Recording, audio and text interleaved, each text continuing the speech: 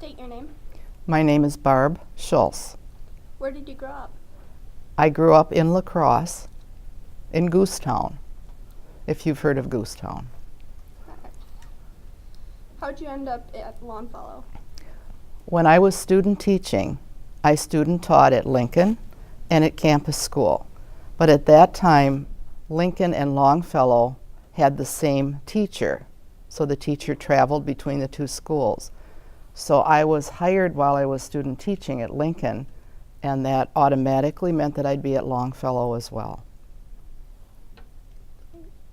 Explain your position at Longfellow LDI and how it changed through the years. The first 3 years I was at both Lincoln and Longfellow, I taught Spanish. And then there were so many classes I had to decide which school to be at. And I decided to be at Longfellow. Part of the reason was I lived in the Lincoln neighborhood and felt it would be better not to be in the same school that the neighborhood kids were in. And when I was the 4th year of my teaching, I taught not only Spanish, but I also taught English, until we had so many Spanish classes that I no longer did have to teach English. And then in 1980, I became a counselor. I had gone back to school, gotten a master's degree in counseling, and there was a position open here, and I interviewed, and then from that time until the time I retired, I was a counselor. What was your most memorable event that occurred at Longfellow while you were here?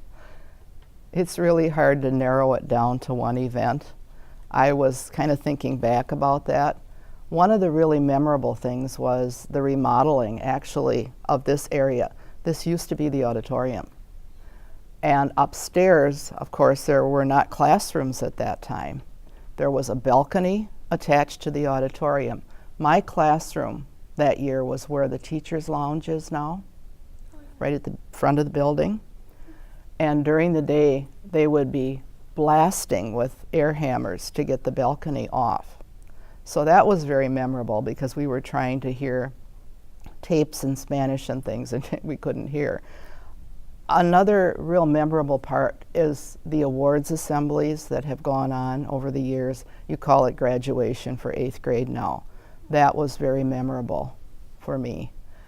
And we did some interesting things like interim day, where it was kind of a break for everybody, and they did a lot of things that they enjoyed doing or maybe were interested in doing. So there are so many things that are memorable. There are the tragedies as well, but I guess I would rather focus on the positive things that have gone on. Oh, and adding the 6th grade was another thing. We lost the 9th grade and gained 6th grade, so that was a big change and memorable. Well, next question is, what was the most tragic event that happened while you were at Longfellow? Well, the most tragic event or events that happened was the loss of students.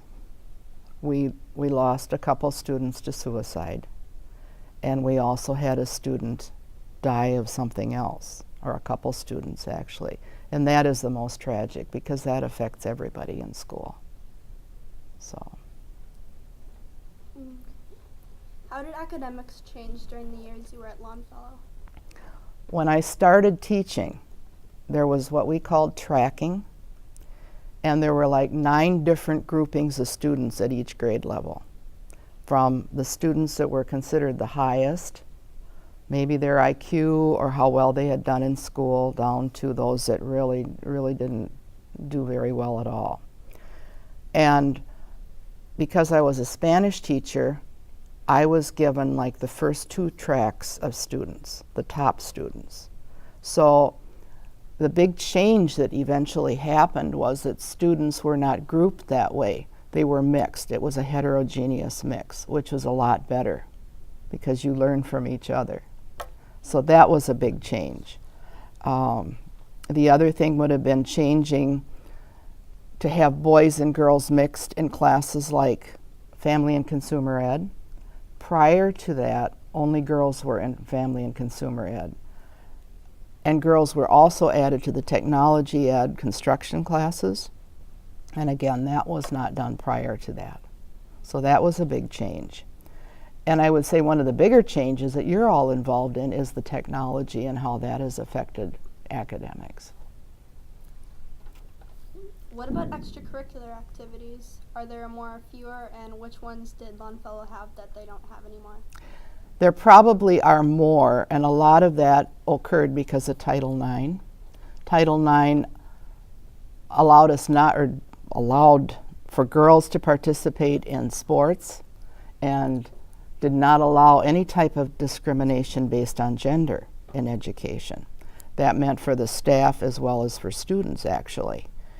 And then girls' sports became really important. And that was quite a change, because prior to that, girls were probably only cheerleaders. And Title IX happened in 1972, so it was after that that all of those things were added. Now, what do we not have that we used to have? We used to have, well, cheerleaders, and we don't have cheerleaders. The other thing would have been golf. We had golf for a long time and lost that because of financial things. And the other one that we lost would have been wrestling. Now, some of that was financial, some was the fact that there were not as many people interested. What educational trends did you see come and go while you were at Longfellow? Well, of course, one of the trends was the tracking. That thankfully went away. Another thing that was big for a while, and again in probably the mid-70s, early to mid-70s, was the open concept, where, for example, upstairs there were not classrooms. It was wide open, and each section, in that time I think it was some of the 8th grade classes and then some of 6th later, there would be classes of kids around that room, maybe 4 different classes.